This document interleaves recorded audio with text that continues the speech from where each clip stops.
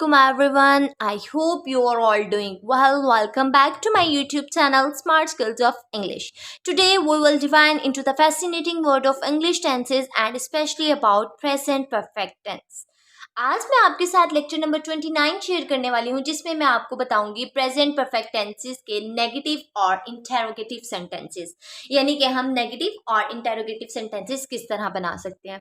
अगर आपने मेरी पिछली वीडियोस देखी हैं तो उसमें आपको पता होगा कि सबसे पहले मैं एक वीडियो में आपके साथ सिंपल टेंसेस शेयर करती हूँ, सेकेंड वीडियो में आपके साथ शेयर होते हैं नेगेटिव एंड इंटेरोगेटिव सेंटेंसेस, ताकि आपको पूरा मेथड अच्छे से समझ आ जाए।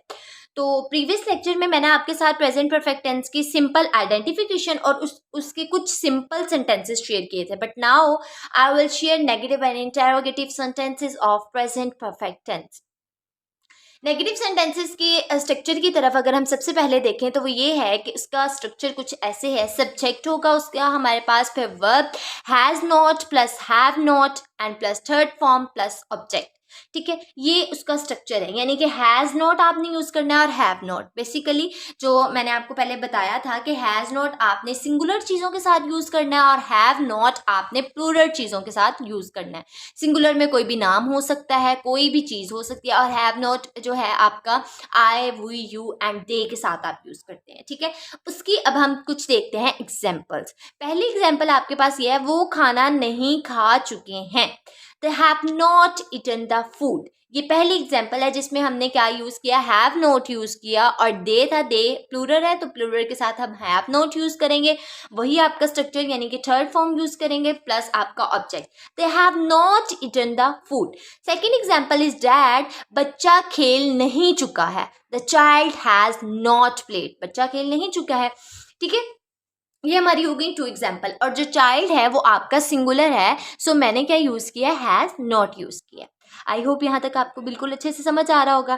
Third and last example is that, Ayesha novel नहीं लिख चुकी है। Ayesha has not written novel. ठीक है, आयशा भी आपकी सिंगुलर थी तो उसके साथ हमने हैज़ नॉट यूज़ किया है। अब यहाँ तक तो आपको पता चल गया होगा कि मैम ने आपको क्या बताया। मैंने ये बताया है डियर स्टूडेंट्स कि आपने हैज़ नॉट सिंगुलर चीज़ों के साथ यूज़ करना है और प्लूरल चीज़ों के साथ आपने हमेशा हैव नॉट यूज़ करना है। ये था हमारा नेगेटिव सेंटेंसेस का स्ट्रक्चर, उसकी कुछ एग्जाम्पल्स, ताकि आपको अच्छे से समझ आ जाए।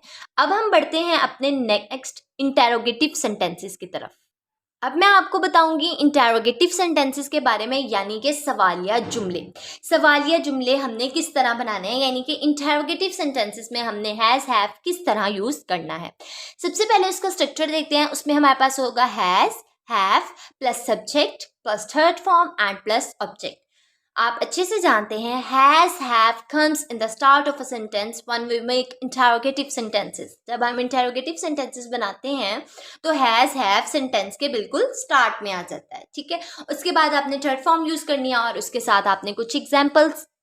ठीक है, थर्ड फॉर्म के साथ आपका ऑब्जेक्ट हो जाएगा। अब मैं शो करूंगी कुछ एग्जाम्पल, जिसमें ये फर्स्ट एग्जाम्पल आपकी ये है, क्या वो मुल्तान जा चुका है। क्या है, सवालिया जुमला है, इसमें हमने हैज़ हैव यूज़ करना है।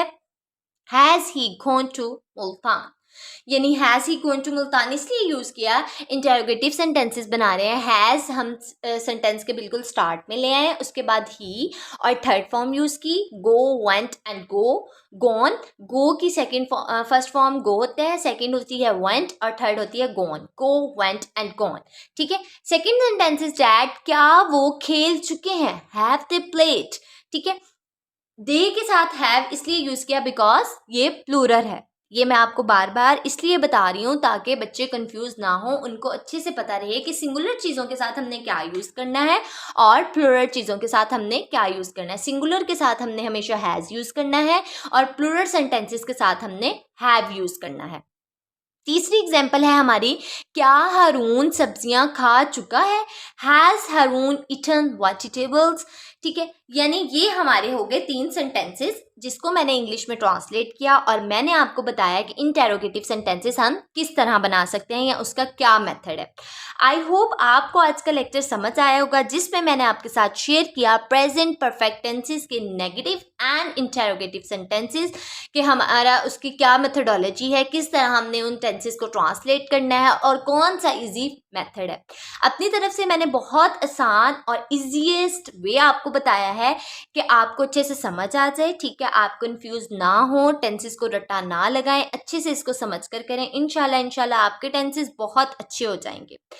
आपसे मेरी मुलाकात होगी नेक्स्ट लेक्चर में। Please subscribe my channel and don't forget to like, comment and share, and also hit the notification bell to stay updated with all future lessons. Remember me in your precious prayers. Until next time, Allah Hafiz, fi amanillah.